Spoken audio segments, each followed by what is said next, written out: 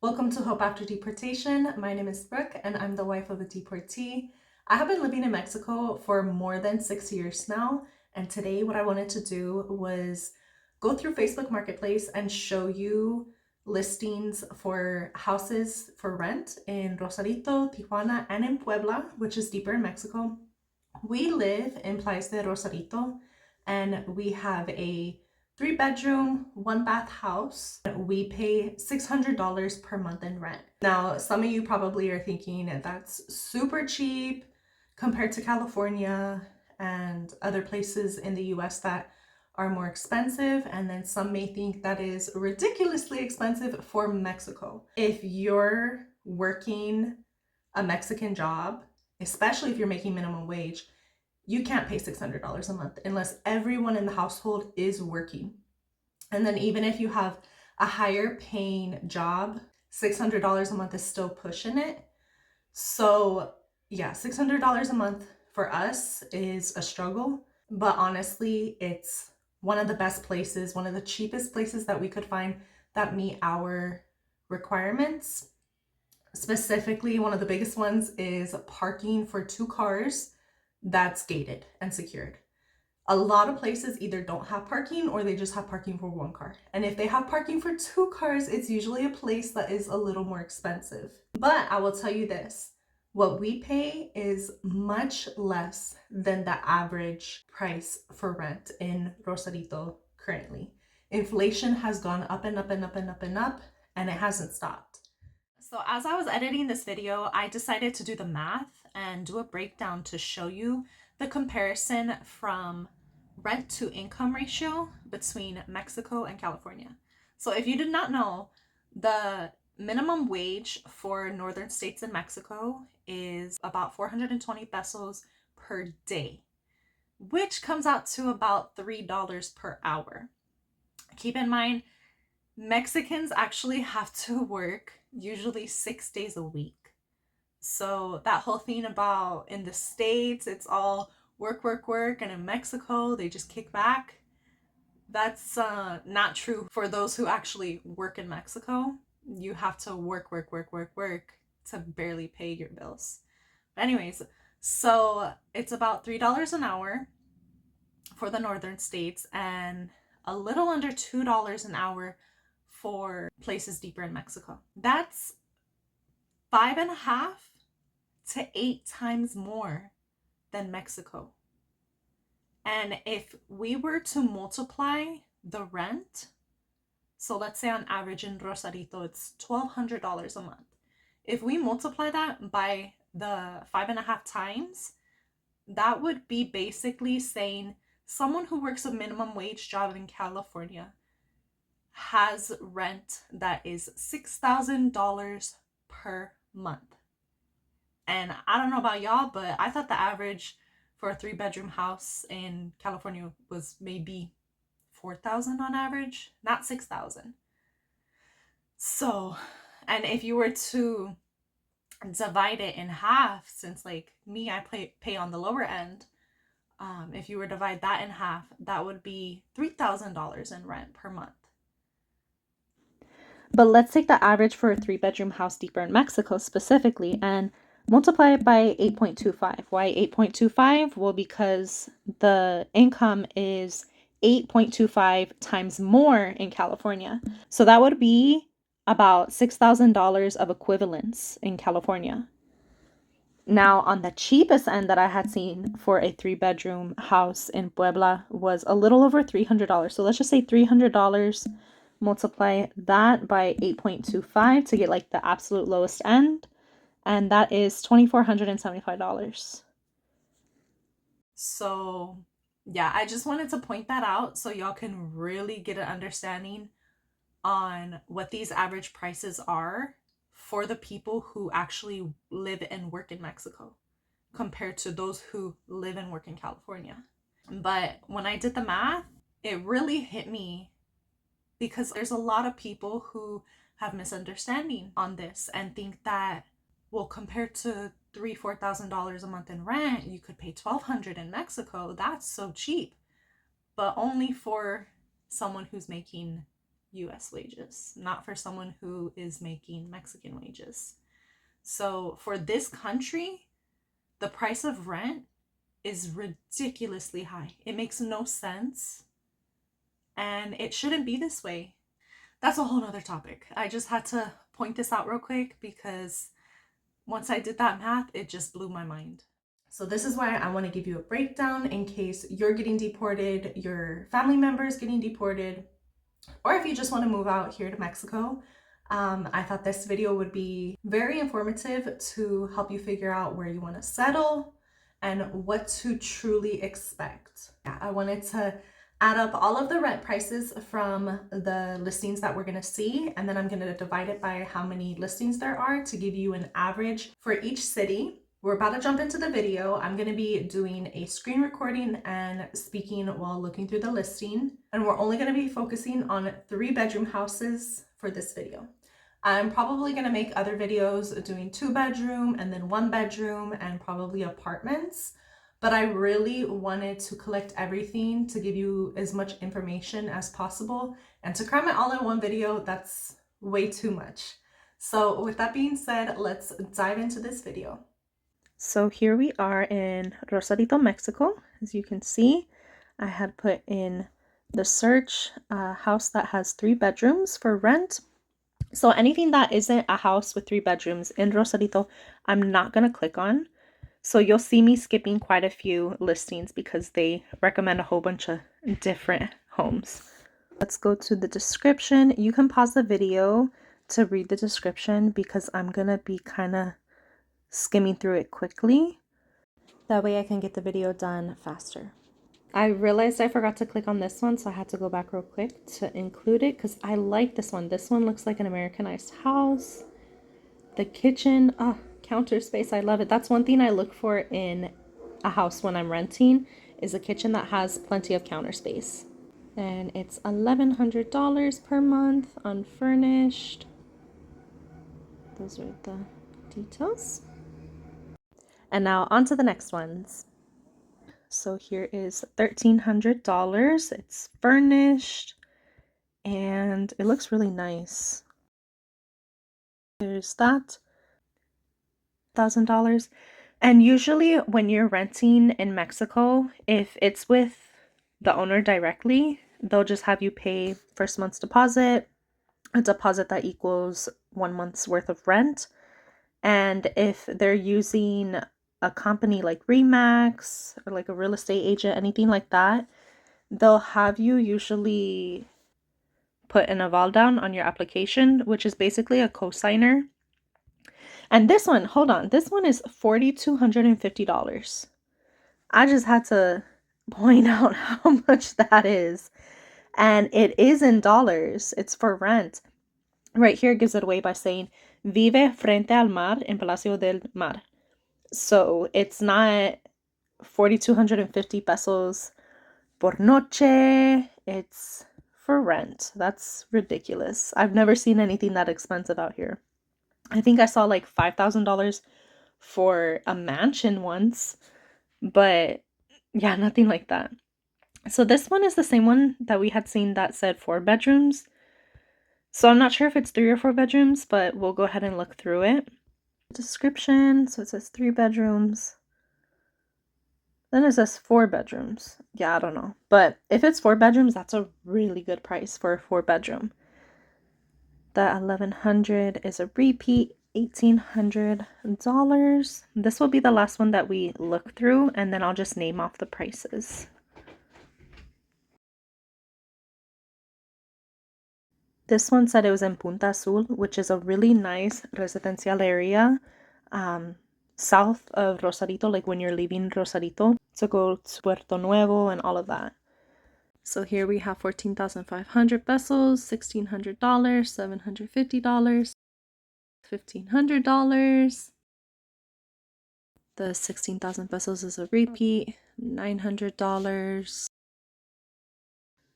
And you know, it's, oh, here we go, 16,200, which is about $900. I'm seeing less and less of what we're looking for. a repeat, and then 17,000 pesos, which is almost $1,000. Most of these places are actually almost double what I pay, and I have a 3-bedroom, 1-bath house.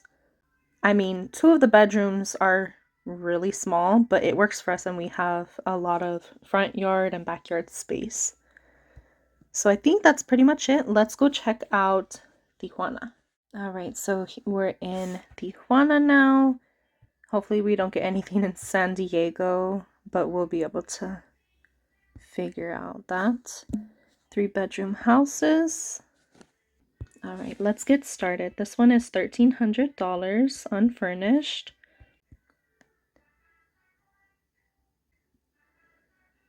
All right, a lot of people, they actually have told us, well, why don't you move to TJ? It's cheaper in TJ. And honestly, like maybe we'll save a little bit of money, but it's not that much of a difference, especially now because inflation, it just keeps going up and up and up. And for the last 2 years, we've been living in the same house and our rent hasn't went up. So where we're at, we're really blessed for sure.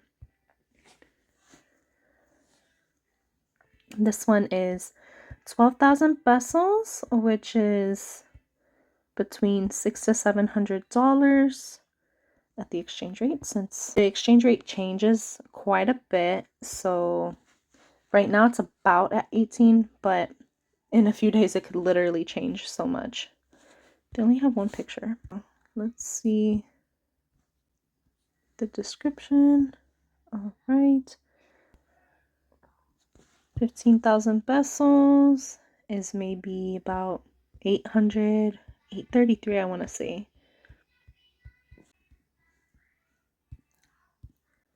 Alrighty, I'll go through just a couple more. That way you can see the styles in comparison to Rosarito, which they're pretty much the same. $950. That one's 4-bedroom. 3-bedroom, 5. I wonder if this is like por noche. Yeah, it looks like por noche. Or $7,000 a month, maybe? Hold on. Let's see. I don't see them specifying. Oh my goodness, do y'all see that? That's crazy. $7,000 a month. And you need to have an aval in Tijuana and a month's worth of deposit. Oh my goodness, that's crazy. How is it even? Oh, it is really nice. It looks like a commercial building. Wow. That's insane. But it's nice though. I can see why it's 7,000. It's just, whew. I can't even pay $700. What's going on? Oh, 18,000 pesos, which is $1,000. Tijuana is still expensive. It's crazy. Unless you know someone. If you know someone, then you can probably get a good deal. Just like anywhere, you know, if you know someone, you get a better deal. So that one. And this will be the last one that I click on. And I'll just name off the prices. Those stairs look scary. They have no railing. If you have any kids, it's like, no. I don't know what they were thinking. That's a safety hazard. Oh, I don't know. That's crazy. Okay, let's name off the prices. So 12,000 pesos, 15,000, $1,000, $950, $2,600, 1,600, 17,000 pesos, $1,700, 950, and then we'll end with these last rows: 13,500, 1,300, and 2 for 16,500. Alrighty, so now we are in Puebla City, and again, a house with 3 bedrooms, and let's just dive in. So 16,000 pesos a month. It's actually really nice. Oh, I like the counter space. I love it. It's beautiful.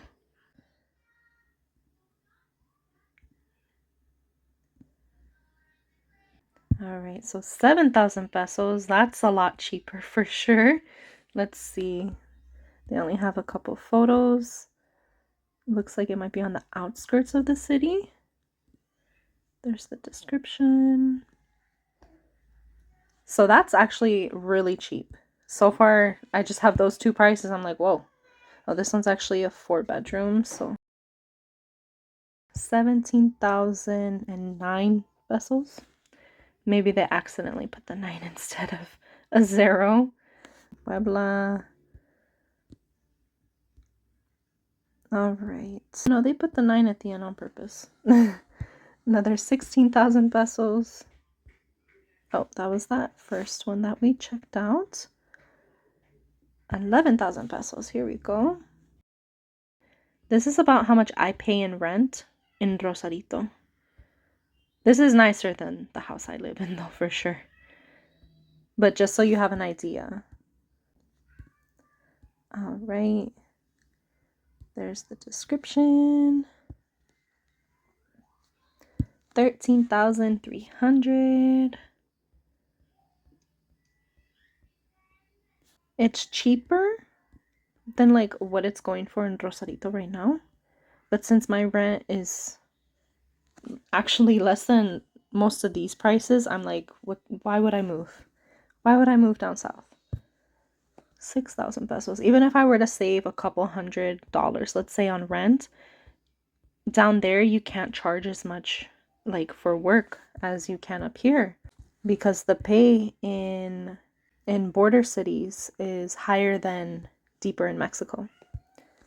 8,500. They're all really nice too. I was expecting maybe a little more rundown, but no, they're nice. Even the cheaper ones. Okay, this will be the last one that I click on, and then I'll just go through the prices. There's this one. Okay.